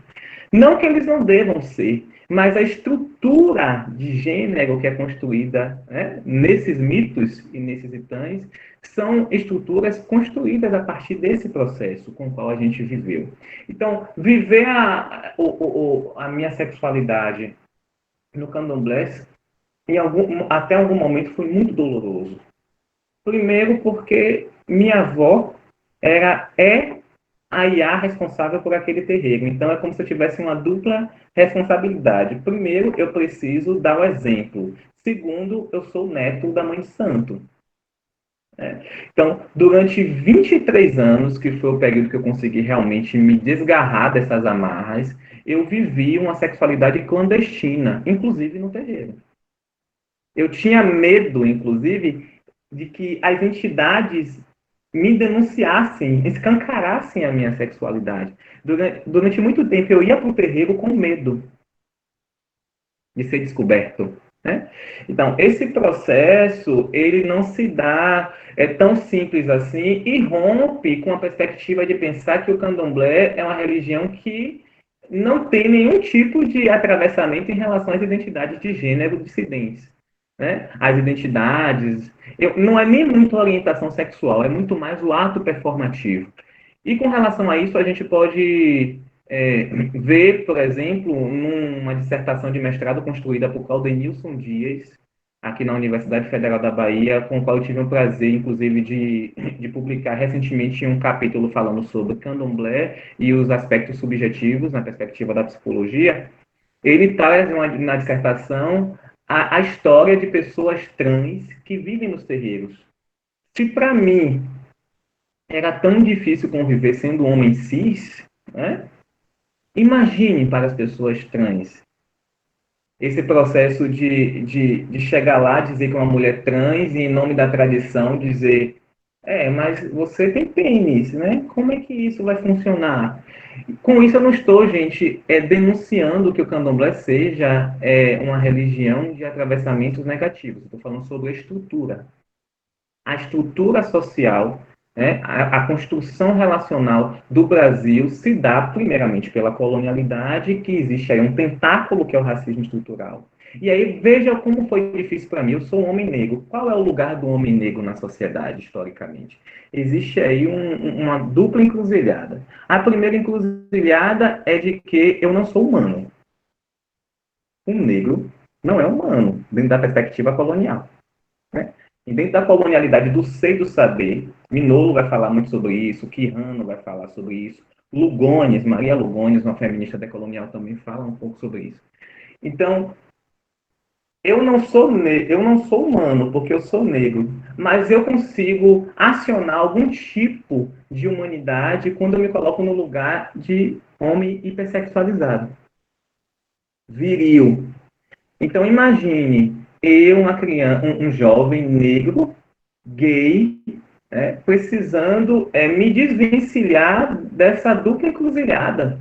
Então, não é fácil construir masculinidade no Brasil, e principalmente não é fácil construir masculinidade nas instituições religiosas, porque a masculinidade pressupõe colonialidade. A masculinidade hegemônica, e eu não digo hegemônica enquanto universal, porque eu não sei como é que funciona isso em todos os territórios, mas a masculinidade construída para o homem negro, né, gay de Salvador, é uma masculinidade onde coloca em xeque toda a sua virilidade. Ele precisa ser viril, ele precisa ser uma máquina de sexo, ele precisa ser macho, hipersexualizado. E no candomblé isso também é colocado em prática nas narrativas das pessoas, não na religião em si, mas nas narrativas. Então, nessa perspectiva, eu gostaria de encerrar esse segundo que foi doloroso. Em algum momento ainda há atravessamentos. É um processo de formiga, né? De fazer com que os mais velhos, eu digo os mais velhos numa perspectiva ancestral, tá? Não é esse tempo cronos que a gente pensa, mas de trazer um pouco à luz esses esclarecimentos no sentido de mostrar o que é sexualidade, como é que funciona, os atos performativos. Então, é um processo cansativo, mas também nos dá agência. Que, imagine, até 23 anos, as pessoas não sabiam quem era eu no terreiro, né? E essa dualidade de ser de Oxóssi e de ser de Oxum, por exemplo, em algum momento as pessoas diziam assim, pela minha feminilidade, será que você é de Oxum? Já que você tem essa essência feminina, então você é de Oxum. Olha como as narrativas coloniais, elas acabam sexualizando, inclusive, o próprio Ori, o próprio Orixá. Não é fácil. Existem pesquisas diversas aí que diz, né, que cada terreiro funciona de uma forma, mas os atravessamentos da colonialidade do ser e saber estruturam as relações sociais, e nos terreiros não seria diferente. No último momento, eu penso, por outro lado, como o candomblé me ajudou também a entender o meu corpo, enquanto perspectiva espiritual, ancestral, né, e de saúde. Primeiro, a gente precisa pensar qual é o conceito de saúde proposto pela OMS, né, que é o completo bem-estar biopsicossocial, e eu acrescento espiritual do ser. Mesmo com todos esses atravessamentos e desafios, eu sou muito grato por estar no candomblé e por poder fazer um processo de resgate ancestral em relação às minhas memórias. Então, mesmo sendo homossexual, né, um viado preto no terreiro, a forma como eu estabeleci esse contato com o orixá me ajudou muito, inclusive, no meu processo de tornar-se negro. Porque todas as pessoas negras que nascem com a cor preta, elas não são necessariamente, elas não se tornaram negras. Porque assim como mulher e homem é um processo de tornar-se branco, tornar-se negro, também é uma perspectiva sociocultural, né? Então, uma criança branca, ela já não nasce com essa identidade. ela aprende. E o candomblé, quando me permite fazer esse resgate de entender quem eu sou e de onde essa ancestralidade vem, me faz ter uma conexão muito íntima com o meu corpo a partir dos itãs. Por exemplo, existe um itã, que é uma história no candomblé, que Oxóssi, rapidamente, Iemanjá era a mãe de Oxóssi, Exu e Ogum.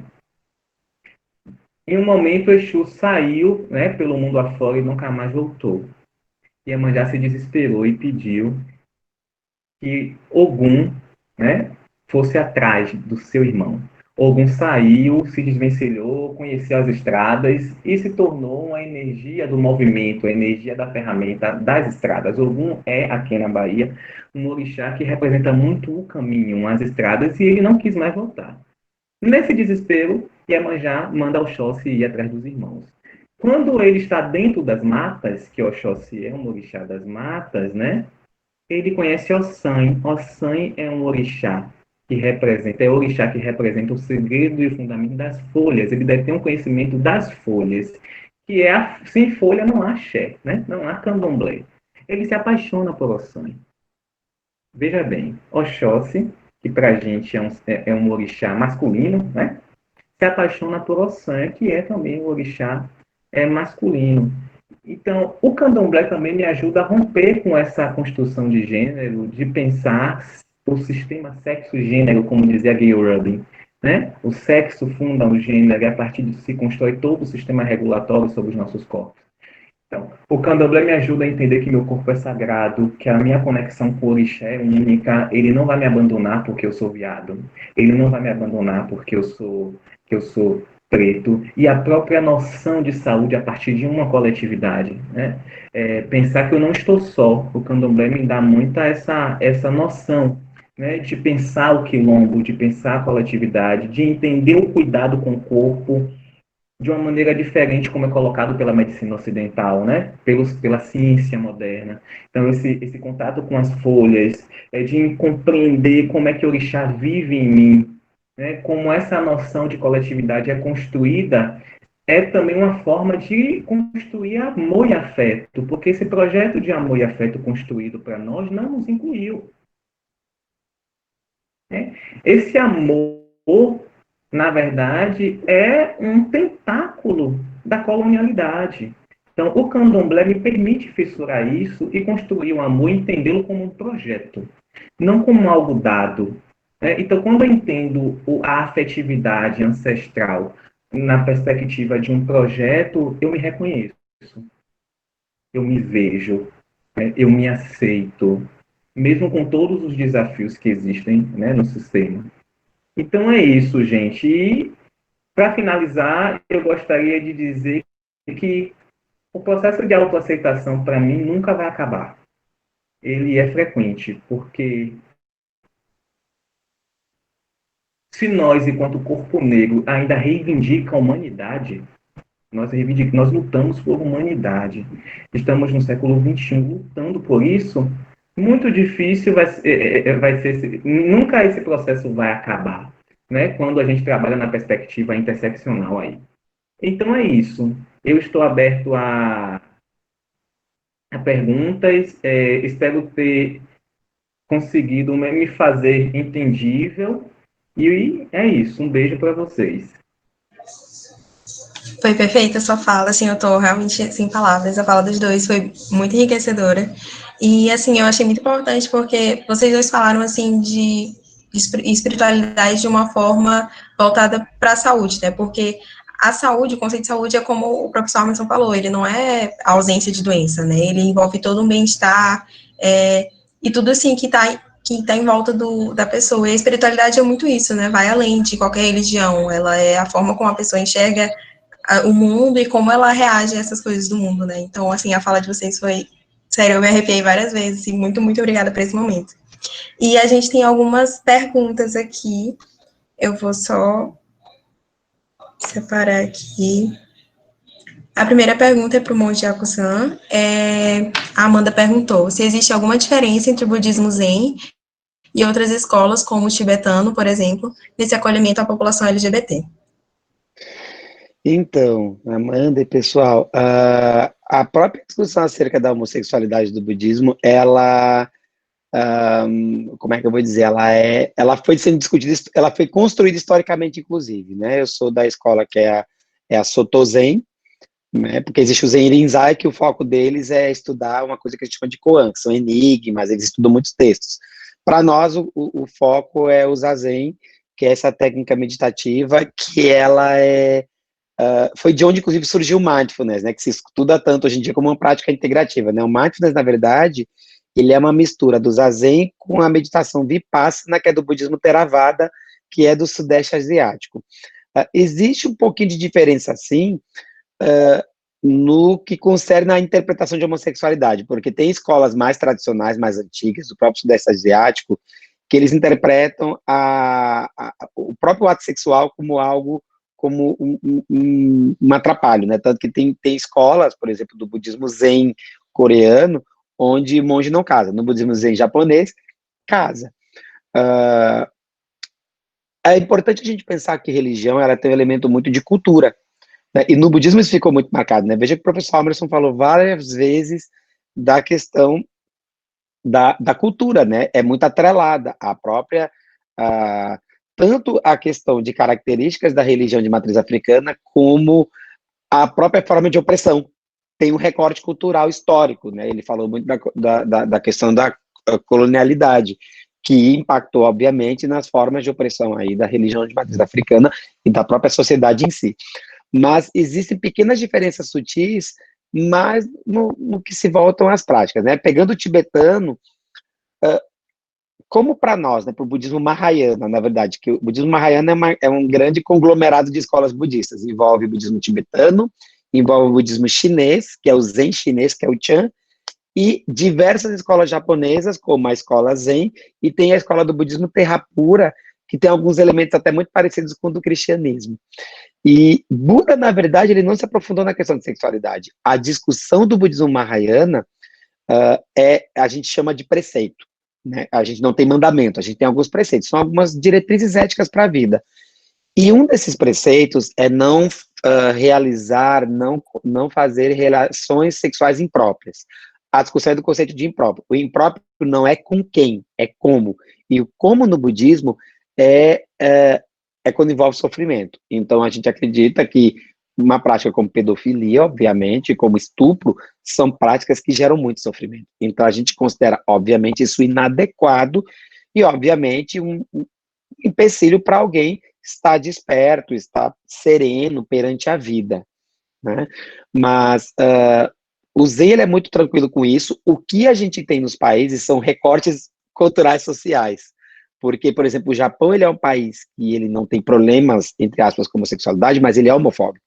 Existe homofobia no Japão, né? Eu tenho amigos meus eu tenho um amigo meu especial que está fazendo treinamento no Japão, que ele é LGBT, como eu, e é um monge que está em treinamento no Japão, e a questão de autoaceitação dele, o budismo, ele nos leva muito a essa questão da autoaceitação, de forma muito tranquila. Só que o problema é exatamente os reflexos da sociedade, né? Os respingos do patriarcado, da própria colonialidade, e então ele percebe a homofobia mais no aspecto social. Mas com relação ao acolhimento, é muito bem-vindo, tanto que temos vários monges LGBTs, né, no coletivo Rainbow Sangha. Quem coordena somos 3 monges gays. Né? Tem um outro monge, um grande amigo meu, que é o monge Zen, e tem um monge da escola Theravada do Japão. Então, para nós, é um elemento natural da dimensão humana, como vocês estão falando aí da questão do processo de saúde e doença do ser, né? A espiritualidade é um desses elementos. A aceitação do self também, para nós, e é uma coisa pela qual a gente tem que prezar e lutar enquanto provedores de cuidado. Então, as diferenças são muito sutis entre as escolas. O tibetano também tem o mesmo ponto de vista, ao passo que no tibetano, monge, em geral, eles fazem celibato, mas existem os lamas, né, professores que são leigos, né, aqui a gente tem o lama Padmasanta, que aí pode casar, pode, enfim, ter sua vida normal, dentro da perspectiva sexual, independente da orientação sexual. E, inclusive, nós temos na escola Soto Zen monjas trans em treinamento, né, tem uma monja trans em treinamento no Japão, 2 que eu lembro no mínimo. A grande questão é que acaba que nas escolas budistas a gente tem um reflexo da sociedade, ou seja, pessoas trans e LGBTs ainda um pouquinho invisibilizadas. O Zen é um pouco mais permissivo e tranquilo, tanto que tem muito monge e monja LGBT, é muito tranquilo isso, né? Mas quando a gente olha para a comunidade, para as pessoas que praticam, ainda tem uma invisibilidade muito em virtude da opressão dos diversos espaços sociais e muito em virtude até das pessoas também desconhecerem alguns elementos religiosos e o respingo que o professor Almerson trouxe do machismo, enfim, dessa coisa da virilidade, dessa masculinidade tóxica, né, que também respinga um pouco nas religiões, né? Ele falou do homem negro, dessa virilização opressora do homem negro, mas no budismo japonês também tem essa coisa do samurai, né, quando a gente pensa no samurai, que era um homem viril, e que na verdade não necessariamente. Tinha questão de relações homoafetivas no Japão da Idade Média, consideradas aceitáveis. A questão é que o respingo que se tem é da sociedade em si, mas dentro da comunidade a aceitação é muito boa, e da escola Zen em especial, posso falar desse lugar, é muito acolhedor. A gente brinca que tem a minoria hétero, a gente brinca porque tem monges héteros, mas tem muito mais monge LGBT, a gente vê hoje em dia. Muito obrigada, monge. Agora eu vou fazer uma pergunta para o professor Almerson. A Clara perguntou como você interpreta a utilização por parte da comunidade LGBTQIA+, de expressões muito utilizadas nas casas de santo, o dialeto pajubá, usando termos do Yorubá para se comunicar. Eu acredito que isso é rico. Não vejo nenhum tipo de problema. A gente utiliza muito aqui essa perspectiva, essa cultura, né, de falar do pajubá, desse dialeto que a gente utiliza. Eu acho que isso também é uma forma, inclusive, de romper com esse academicismo, né? Esse academicismo imposto pela ciência moderna. E eu acredito que as epistemologias feministas, elas nos possibilitam, aí eu falo do lugar de pesquisador, romper também com isso, né? Hoje existem vários pesquisadores que trabalham fazendo as suas pesquisas, utilizando o pajubá, inclusive nos seus documentos. Manuel Júnior, que fala sobre epistemologias de terreiro, enfim. Eu acho que a língua, né? A língua é um processo dinâmico, não é estático. Esse modo de utilizar o pajubá, eu acho que também vem de um movimento político e queer, né? Porque existe uma diferença muito grande, gente, entre diversidade e diferença. Não são a mesma coisa, né? Uma coisa é eu respeitar o meu colega que é gay, mas ele no quadrado dele e eu no meu, né? A diversidade. Mas quando você entende uma política de afetividade, política da diferença, você quer entender a vida daquela pessoa, como é que ela pensa, você se preocupa. Eu acho que quando você traz a narrativa do pajubá para a realidade, você aciona isso nas suas relações, é importante, porque é conhecimento que se aprende, né? É uma nova construção. Veja bem, quantas pessoas de terreiro conseguem entender Yorubá? Raríssimas. Eu digo, e eu me coloco, né, os cânticos, a complexidade da língua iorubá, do idioma, é muito grande. Quando existe esse movimento de trazer algum dialeto para as nossas relações a partir das bichas pretas, né, das trans, travestis, eu acho que isso é um movimento político, inclusive, né, de tensionar essa hegemonia que está alargada em todos os aspectos que a gente vive. Então, eu acredito que seja importantíssimo, é rico, é conhecimento, é fissura. Nesse momento que a gente vive de tantos retrocessos, não há como você destruir o sistema, né? E aí eu penso até numa perspectiva utópica, mas é possível você fissurar o sistema, né? Você romper com algumas normas. E esse movimento político de trazer o pajubá para as nossas relações enquanto comunicação é também um lugar de legitimação desses corpos. Perfeito, professor. Agora é uma para os dois, é do Richardson. Vocês já presenciaram no ambiente religioso de vocês algum tipo de discriminação à pessoa LGBT? Se sim, como o ambiente procedeu diante da problemática? Quer responder primeiro, Monte? Tá, posso responder. O professor Almerson não se importar. A questão como é que eu vou falar? Essa questão da opressão, da discriminação de pessoas LGBT, a gente já viu, né? Eu, pessoalmente, já vi mais de uma vez, seja pela estranheza, entre aspas, como eu falei, de ter pessoas trans, por exemplo, vou trazer um exemplo de pessoas trans que na comunidade de São Paulo, né, onde a Monja Coen reside, onde eu faço meus treinamentos, tem um tempo, tem pessoas trans na comunidade, né, leigas trans, e ainda tem a coisa da estranheza, né, o professor Emerson pode falar até em relação às pessoas de religião de matriz africana, quando vem uma mulher preta, cis ou trans, que está com seu turbante, que está com suas guias, as pessoas olham isso como exótico, se cria uma exoticidade desnecessária, porque para nós, no budismo, as pessoas precisam apenas existir. Então, essa própria questão do olhar de estranheza, para mim, já é um exemplo clássico de discriminação. Eu não preciso falar, as pessoas confundem muito a homofobia e o racismo com a coisa do verbalizar. A gente tem a metalinguagem. E esse olhar de estranheza para uma pessoa trans, de estranheza para uma pessoa de terreiro, por si só, para mim, é uma das formas de discriminação que eu mais presenciei.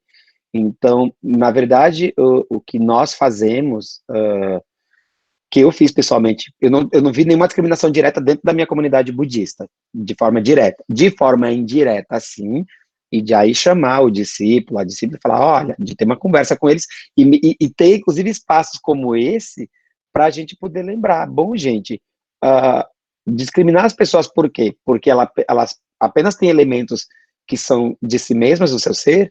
Então, é nessa perspectiva do budismo que a gente trabalha com a questão do ser, que a gente fala, bom, se nós todos somos o caminho, como o Buda falou, né, enfim, todos são filhos de Deus, quando eu pego uma vertente cristã, né, que nenhum de nós dois não somos cristãos, né, professor Almerson?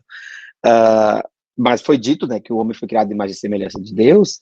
Então, quando eu falo desse lugar, não faz sentido eu fazer nenhum tipo de discriminação. Então, a gente fala desse lugar, eu mesmo falo desse lugar nas universidades e falo desse lugar na comunidade budista. Presenciei, sim, e principalmente a metalinguagem, ela é muito forte. É o olhar de estranheza no dia a dia, ainda para mim, incomoda, né?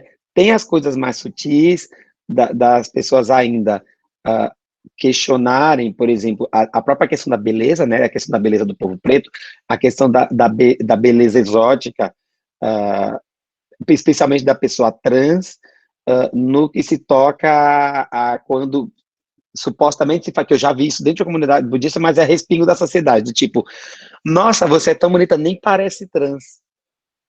Então, quando surge esse tipo de discurso, é um respingo da colonialidade que o professor Almerson falou, é um respingo dessa sociedade branca, heteronormativa. Então, é esse tipo de coisa que a gente tem que ter cuidado, que a gente vê ainda no budismo especial, ainda respingo da sociedade, respingo do que tem fora da comunidade, que é uma bolha de inclusão, mas que a gente ainda tem esses preconceitos, essas coisas menores. Enfim, de minha parte é isso.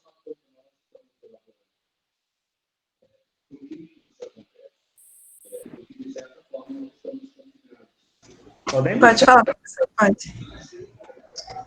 O que eu percebo, enquanto pessoa de candomblé, e até a pesquisa que eu tenho feito no mestrado sobre experiência escolar, gênero, raça e masculinidades negras, é que existe um pânico moral acerca das performances e performatividade do gênero dissidente, das identidades de gênero dissidente. O que é que eu já presenciei? Por exemplo, sente certo, você é o quê? É homem ou mulher para estar sentando assim? Então, essa questão, né, que implica nos atos performativos acerca da masculinidade e da feminilidade, eu acredito, já presenciei, eu acredito que acontece com menor ou maior grau em qualquer lugar. Então, existe esse discurso assim, do portão para fora você faz o que você quiser. Mas do portão para dentro você precisa estar alinhado com os preceitos, com a hierarquia e com a tradição. Então, a tradição, nesse momento, é acionada, inclusive, para forjar um preconceito, uma discriminação. Então, o que é que eu vejo? Eu vejo que, realmente, na perspectiva da sexualidade, e especificamente da orientação sexual, não vejo muitos comportamentos de preconceito sobre isso, mas sim com os atos performativos, né? Aquela masculinidade tem que ser hegemônica, aquela feminilidade também precisa. A mulher, quando é um pouco masculinizada, que tem esses atos mais masculinos, ela é questionada de uma forma ou de outra pelas próprias pessoas, né, da comunidade.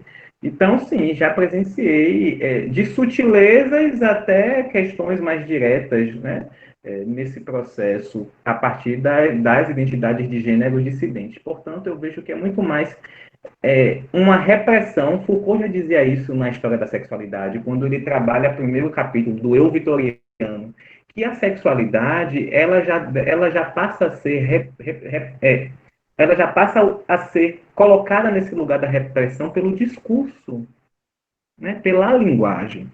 Então, a gente, desde o início, já pela linguagem, já tem nosso corpo, né, em processo de repressão. E isso acontece até hoje. Então, daqui para fora, você faz uma coisa, daqui para dentro, você vai utilizar, em nome da tradição, a perspectiva do sistema sexo e gênero. Sexo funda gênero. Que a gente sabe que não necessariamente é assim, né? Eu acho que é um processo de combate, de enfrentamento, de adequação, de conhecimento. Não podemos usar isso de uma forma intensa nesses espaços, mas aos poucos a gente vai fissurando. Professor, tem mais uma para você, mas apesar de eu achar que você já respondeu isso um pouco na sua fala, mas eu vou fazer. No que tange a sua autoaceitação como homem gay, você diria que a sua religião foi importante nesse processo de autoaceitação? Sim. Como eu falei na minha, né, quando eu discuti sobre essa questão, acho que é uma encruzilhada de duplo sentido. Ao mesmo tempo que a religião me ajudou, inclusive, a entender o meu lugar de corpo, né, de homem negro, principalmente, na sociedade, porque o próprio candomblé, ele já nasce nesse processo de enfrentar a máquina necropolítica. A gente vê aí quantas casas têm sido arrombadas, furtadas, destruídas, terreiros de candomblé, né? Principalmente no Rio de Janeiro, eles inclusive se utilizam de uma outra perspectiva religiosa para dizer que a nossa, né, ela deve ser invalidada. Então, assim, o candomblé me ajuda a construir esse projeto afetivo que nunca me foi dado e me ajuda também a entender que meu corpo é sagrado. Se meu corpo é sagrado, eu vou estabelecer uma conexão com ele de uma forma diferente. Porque o orixá, quando vem em terra, quando ele está no processo de incorporar no corpo, ele não pensa no sexo desse corpo. Ele não pensa se é homem, se é mulher, se é homem trans, se é mulher trans. Não é o critério para o orixá, o processo, por exemplo, de possessão. Então, quando a gente acaba realmente vivendo as comunidades de terreiro, estando no candomblé, a gente estabelece uma conexão com o sagrado numa outra perspectiva. E sim, a religião me ajuda e tem me ajudado bastante. Certo, muito obrigada. Tem mais uma para os dois. Da Juliana, vocês recomendam algum conselho para alguém que seja muito apegado a uma religião que não aceita sua sexualidade, já que, pelo que foi mostrado, a religião deve ser um espaço para apoio e não para repressão? Quer responder primeiro, Monte?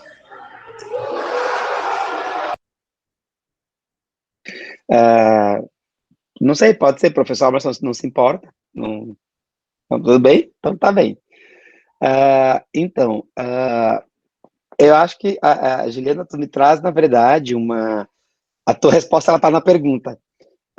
A gente interpreta, né, os espaços de religião, seja ela qual for, como, né, a etimologia da palavra, né, religião de religar. O ser humano precisa se reconectar consigo mesmo, com o seu sagrado.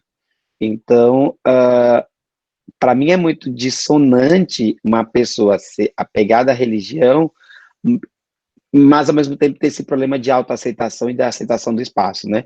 A gente pode trazer essa construção, né? E aí, nesse momento, a reverenda Alexa faz falta, porque exatamente ela falaria de uma religião cristã, né? Onde a gente sabe que, historicamente, a religião cristã, ela segregou por muito tempo e segue segregando pessoas LGBT, né? Onde a gente vê, infelizmente, ainda muito de hipocrisia acerca do celibato das lideranças religiosas do catolicismo, enquanto tem pesquisas falando que mais da metade são pessoas LGBT. Quando a gente vai a pesquisa a fundo não é quando faz a pesquisa de maneira anônima, digamos assim, na maneira como a gente usa rigor metodológico, se sabe que são pessoas LGBT. Onde a gente vê pessoas, inclusive, com questões tão sérias acerca da sexualidade, que tem as denúncias de pedofilia, que é exatamente o tipo de relação imprópria que nós falamos no budismo, que é uma relação sexual, obviamente, que gera sofrimento. Tem uma agressão à pessoa vulnerável quando vai para a perspectiva do direito.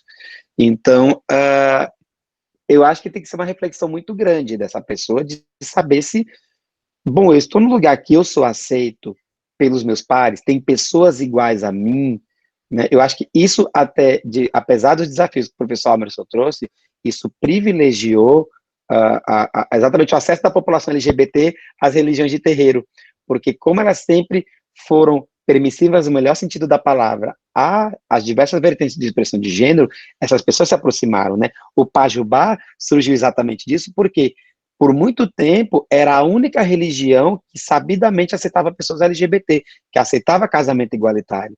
Então, eu acho que tem que ser uma reflexão muito grande dessa pessoa, de entender essa questão do apego à religião, né? Até porque só a própria santidade Dalai Lama disse mais de uma vez, né, que é a liderança máxima do budismo tibetano, que ele sempre falou de revolução espiritual, ele nunca falou de revolução religiosa, e ele sempre falou, né, que a religião dele é o amor, ou seja, o fato de ser budista, de ser uma pessoa de terreiro, é apenas um detalhe.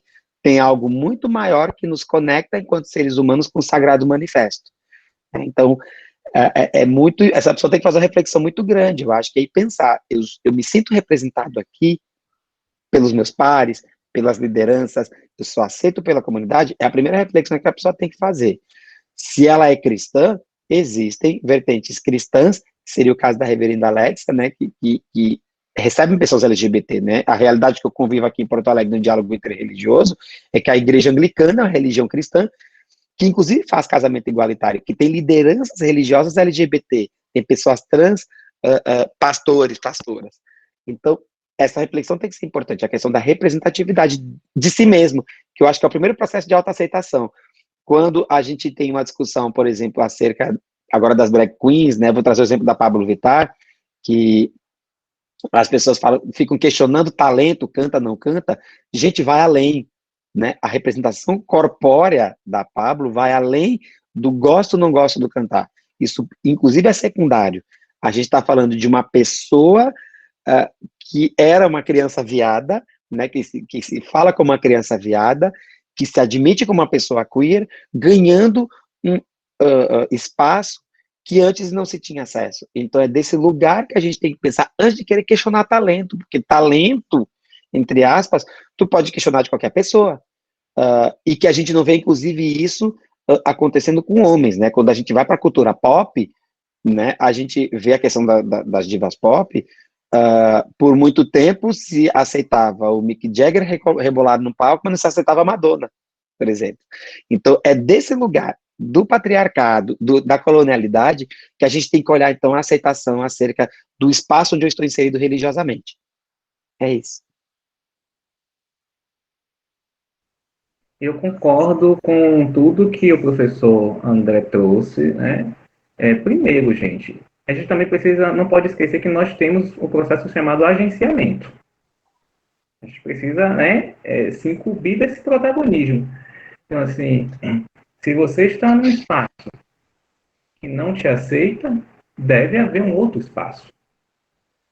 Como bem colocou o professor, se eu estou lá, não me sinto representado, as pessoas me olham de uma forma diferente, eu sinto sutilezas que me atravessam, talvez lá não seja o melhor lugar E acredito que o orixá entende isso. Aí eu falo muito da minha perspectiva, né, enquanto filho de santo, filho de orixá. Porque será que orixá, o dono do seu ori, aquele que guia a sua cabeça, ele estaria feliz se você estivesse triste?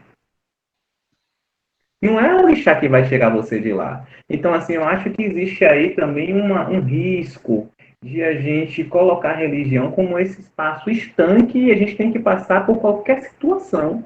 Não, existe aí um processo chamado autonomia e agenciamento. Se nesse terreno eu estou percebendo que eu estou sendo maltratado ou discriminado, com certeza, se eu buscar, eu vou encontrar um outro terreno que as dinâmicas relacionais elas sejam mais flexíveis, mais acessíveis e mais acolhedoras. Isso em qualquer religião, como bem colocou o professor André, né? Então, a gente precisa tomar muito cuidado para não colocar a religião acima da espiritualidade, né? Porque não são coisas sinônimas, e construir, a partir desse vínculo com o que você carrega, um processo de agência. Eu estou aqui, mas se não está legal para mim, o abianato, como eu disse, né, que é esse processo que você tem na casa, antes de qualquer tipo de obrigação com maior responsabilidade, é justamente para você perceber essas questões, né? Será que eu estou legal, que não está? Poxa, eu não gosto disso. Talvez os meus valores não se coadunem com os valores da Yalorixá, com do Babalorixá. Não é uma questão de valores ser mal ou ruim, mas é o pensamento de mundo mesmo. Às vezes você está num local onde a pessoa não é ruim, é legal, mas o pensamento dela não é um pensamento que acaba se coadunando com sua perspectiva, né, de valores. Então, não podemos apagar os nossos protagonismos e esquecer do nosso processo de agenciamento nessas questões de religião, enfim.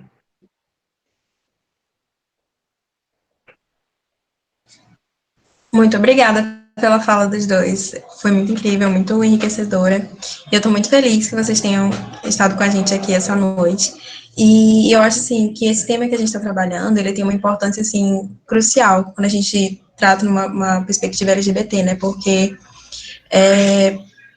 eu, como, assim, pessoa LGBT, eu costumava, assim, dizer que eu não tinha uma religião propriamente, porque eu nunca me senti completamente como eu posso dizer, contemplada, assim, né, por uma religião. Tipo, meus pais são católicos e, assim, a gente escuta muita coisa, tipo, a gente, na hora de, em sermão de padre, a gente escuta muita coisa que, assim, vai minando, assim, a tua religiosidade, né? E isso acabou me afastando, de uma certa forma, da igreja. E, assim, ouvir a fala de vocês nessa perspectiva de espiritualidade assim, falando da minha fala pessoal, assim, é incrível, é muito importante. Muito, muito obrigada pela fala de vocês, tá?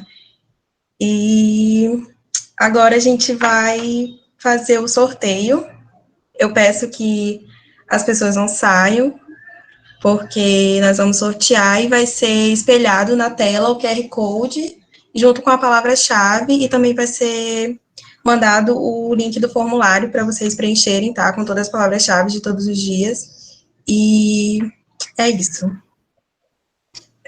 Professor Emerson e Monge Jacobson, vocês querem falar mais alguma coisa?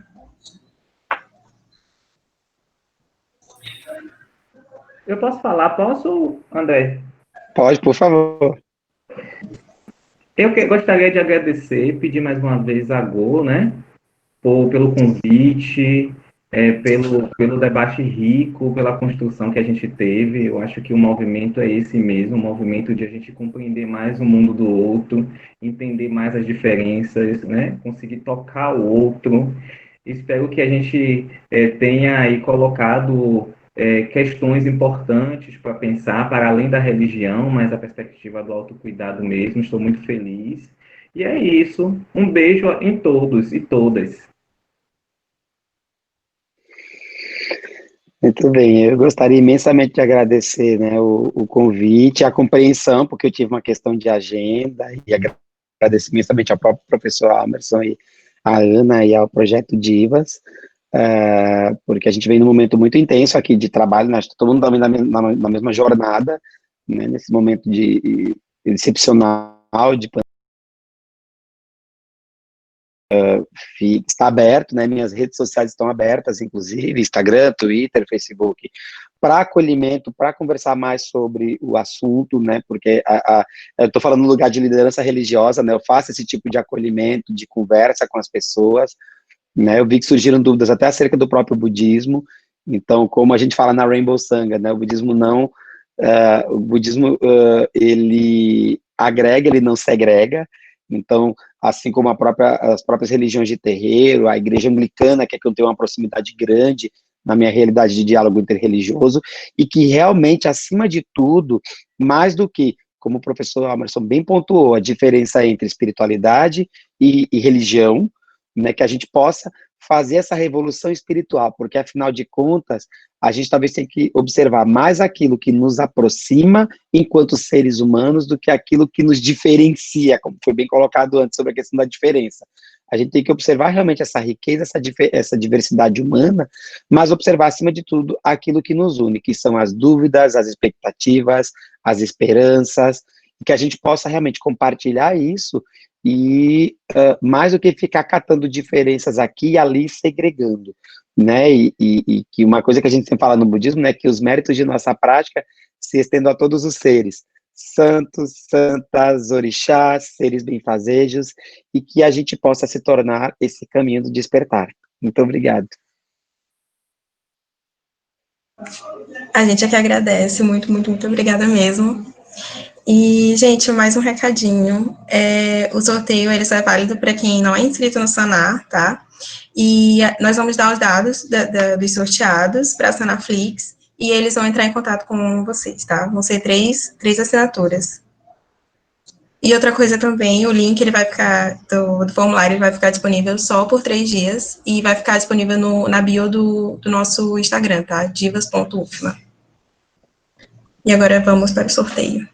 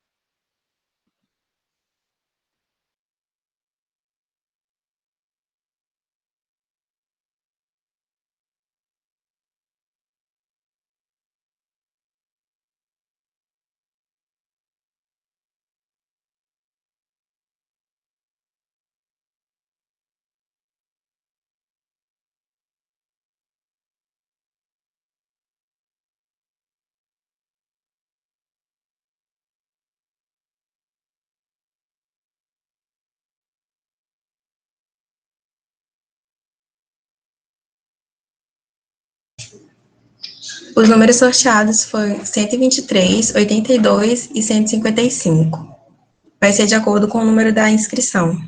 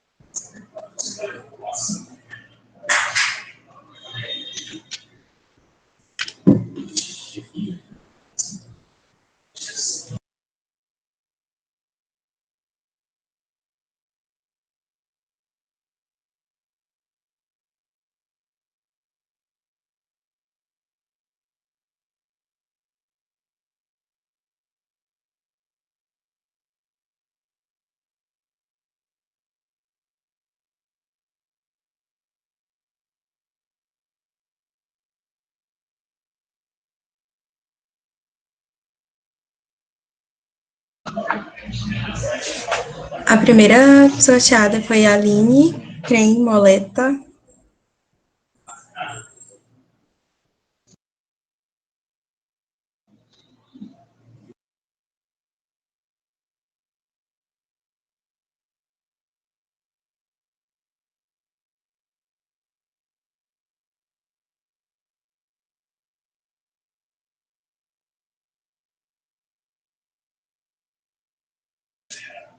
A segunda foi Raquel Santos de Oliveira.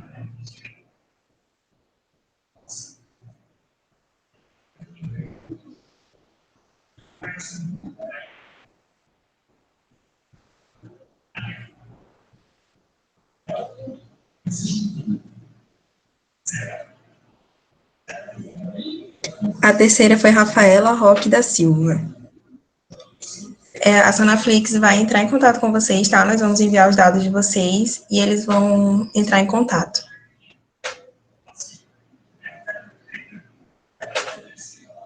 E foi isso, gente. Eu queria agradecer a presença de todos durante esses dias de evento. Nós estamos muito gratos pela presença de todos e muito felizes com o evento também. A gente espera que a gente possa fazer mais e repetir. E é isso. Muito obrigada, professor Almerson e Monge. Muito, muito, muito obrigada mesmo por vocês terem tirado um tempinho do dia de vocês para poder falar para a gente. Muito, muito obrigada.